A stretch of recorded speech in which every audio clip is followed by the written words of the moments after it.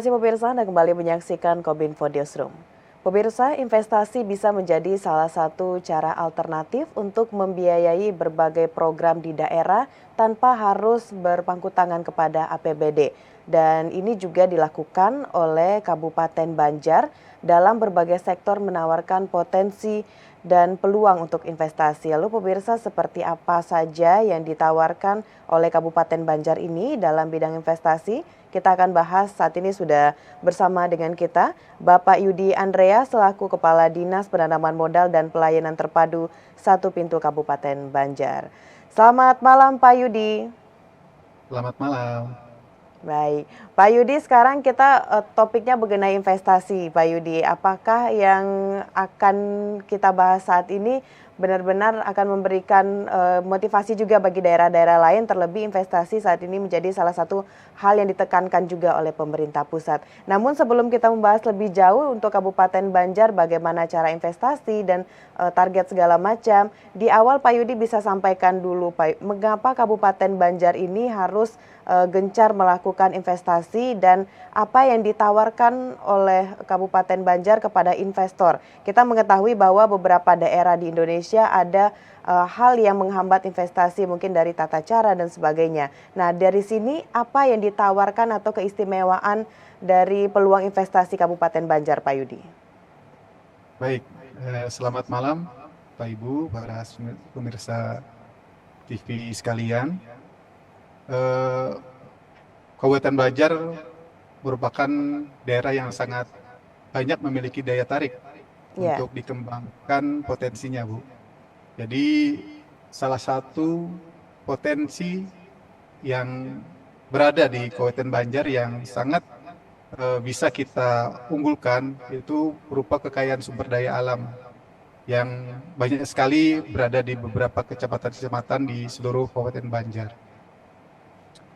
Salah satunya terkait dengan pemanfaatan kawasan hutan, sumber daya mineral, pertanian secara umum, baik itu berupa perkebunan dan perikanan. Juga Kabupaten Banjar ini memiliki keindahan alam sebagai kawasan wisata alam yang sudah terkenal di wilayah Kalimantan Selatan. Dan juga potensi sumber daya alam tersebut merupakan modal utama kami dalam pengelolaan yang perlu dikembangkan untuk dapat dijadikan sebagai potensi investasi dengan tetap berpedoman dengan prinsip-prinsip kelestarian lingkungan hidup. Selanjutnya juga Kabupaten Banjar memiliki luas yang luar biasa. Ya, kita memiliki luas kawasan di Kabupaten Banjar ini ada sekitar 4.668,50 km persegi. Ini juga menjadikan salah satu daya tarik, ya, salah satu nilai jual kepada para investor untuk melakukan kegiatan usahanya. Karena banyak sekali potensi-potensi yang ada di tempat kita, tidak hanya sumber daya tadi, tapi juga kawasan-kawasan yang bisa kita kembangkan. Contoh untuk kawasan perkembangan industri, kawasan perkembangan permukiman, dan lain-lain sebagainya. baik. Tadi Pak Yudi menyampaikan ada sektor unggulan investasi di Kabupaten Banjar seperti pertanian dan juga ada tadi perikanan dan sebagainya. Alasan mengapa beberapa sektor tadi dikatakan sektor unggulan ini selain luas lahan tadi apa Pak Yudi? Apakah sejauh ini pemerintah benar-benar fokus pada pengembangan dari pertanian, perikanan, atau bahkan ini saran juga dari daerah-daerah lain atau pemerintah pusat bahwa di Kabupaten Banjar beberapa sektor ini bisa menjadi unggulan dalam bidang investasi, itu alasannya kenapa Pak Yudi? Baik, yang pertama memang untuk ini ada beberapa sektor tadi ya kita sebutkan, salah satunya ada sektor pertanian, terus pariwisata. Ya, Ini karena memang beberapa sektor ini khususnya di pertanian ini menjadi sektor utama dalam pertumbuhan ekonomi di wilayah kita.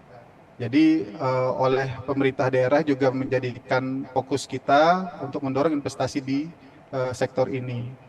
Yang kedua ini sektor pariwisata. Kalau di Kabupaten Banjar memang untuk wisata ini ada dua yang memang menjadi perhatian kita dalam mendorong investasi.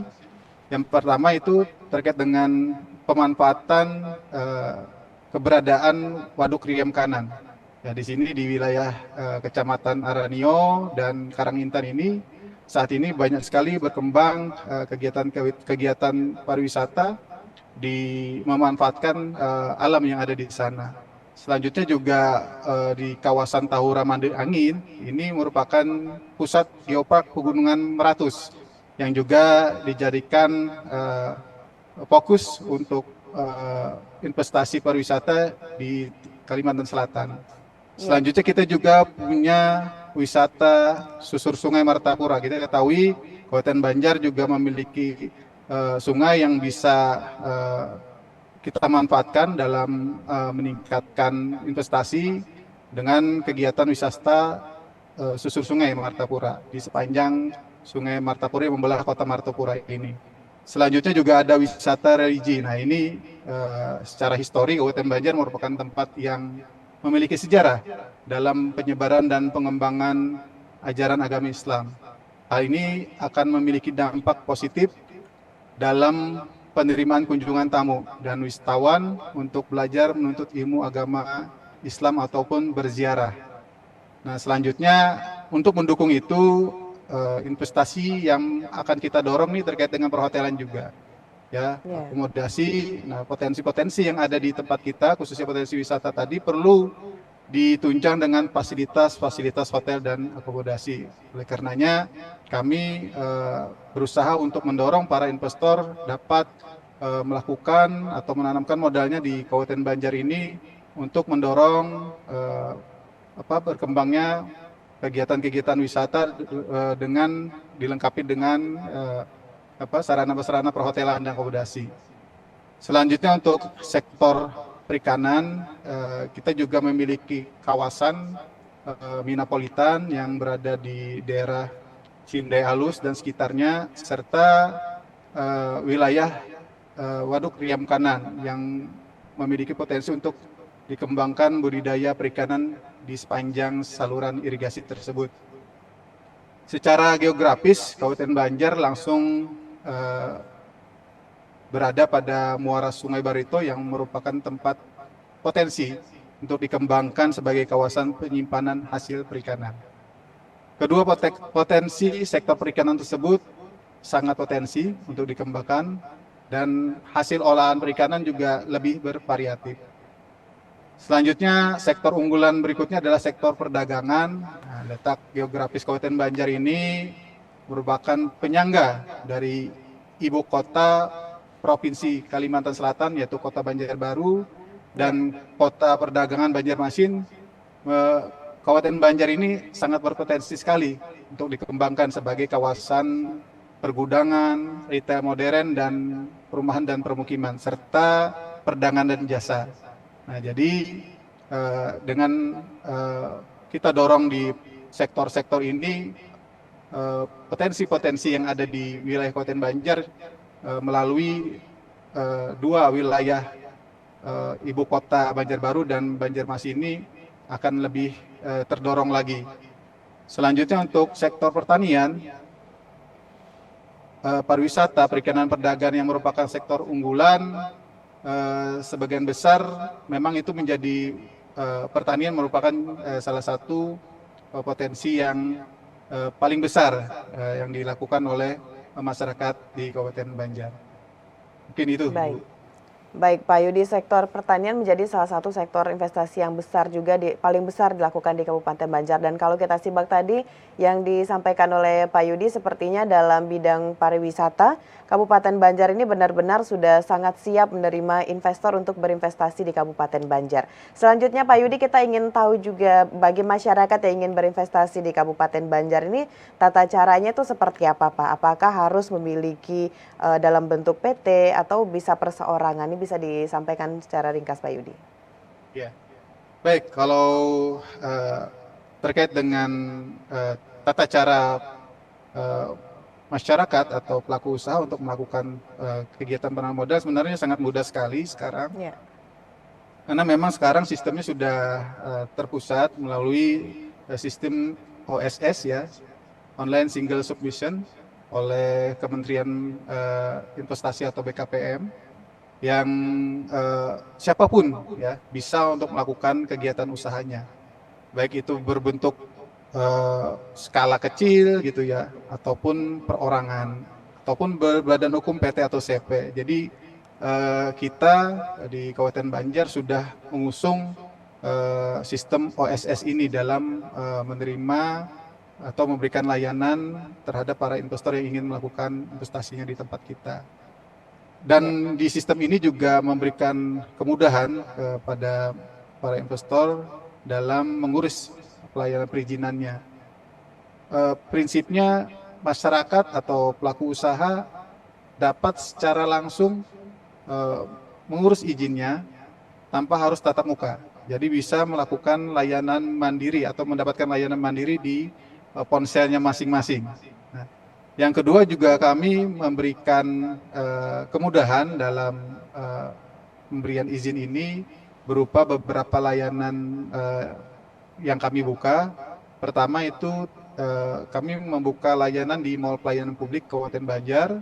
Yang kedua juga kami memberikan layanan di 2 kecamatan untuk mendekatkan masyarakat yang ingin melakukan investasinya di Kabupaten Banjar di Kecamatan Gambut dan Kecamatan Simpang 4 melalui Plaza Pelayanan Publik.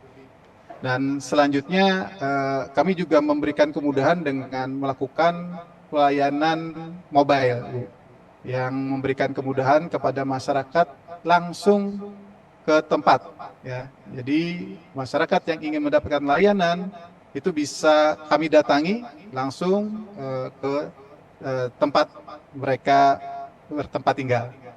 Baik Pak Yudi, terakhir bisa disampaikan juga Pak, kira-kira target investasi di Kabupaten Banjar untuk tahun ini berapa dan apa harapan Pak Yudi dalam potensi investasi di Kabupaten Banjar mungkin selama 5 tahun ke depan Pak? Baik, untuk target investasi Kabupaten Banjar di tahun 2023 ini sebesar 1,4 triliun. Ya. Nah, target investasi ini juga merupakan menjadi salah satu indikator kinerja kami, Ibu. Dan target investasi ini akan tercapai tentu apabila ditunjang dengan keaktifan dan kepatuhan daripada investor dan pelaku usaha dalam melaporkan kegiatan investasinya dalam bentuk laporan kegiatan penanaman modal atau yang disebut dengan LKPM. Harapan kami investasi di Kabupaten Banjar dapat terus berkembang dalam jangka waktu 5 tahun ke depan, karena pembangunan di Kabupaten Banjar tidak hanya mengandalkan anggaran dari pemerintah, namun harus ditunjang juga dari kegiatan penanaman modal atau investasi, yang merupakan salah satu alternatif pemerintah dalam melaksanakan pembangunan. Baik, 1,4 triliun adalah target investasi dari Kabupaten Banjar. Kita harapkan dengan segala persiapan tadi bisa mencapai target untuk tahun ini. Pak Yudi Andrea, Kepala Dinas Penanaman Modal dan Pelayanan Terpadu 1 Pintu Kabupaten Banjar, terima kasih sudah berdialog bersama Kominfo Newsroom. Kali ini kita akan berbincang-bincang lagi lain waktu Pak Yudi mengenai beberapa hal yang potensial juga di Kabupaten Banjar. Terima kasih Pak Yudi, selamat malam, selamat melanjutkan aktivitas. Selamat malam. Baik pemirsa, itulah dialog kita pada Kominfo Newsroom kali ini. Setelah jeda pariwara, kami akan kembali dengan berbagai informasi lainnya. Tetaplah bersama Kominfo Newsroom.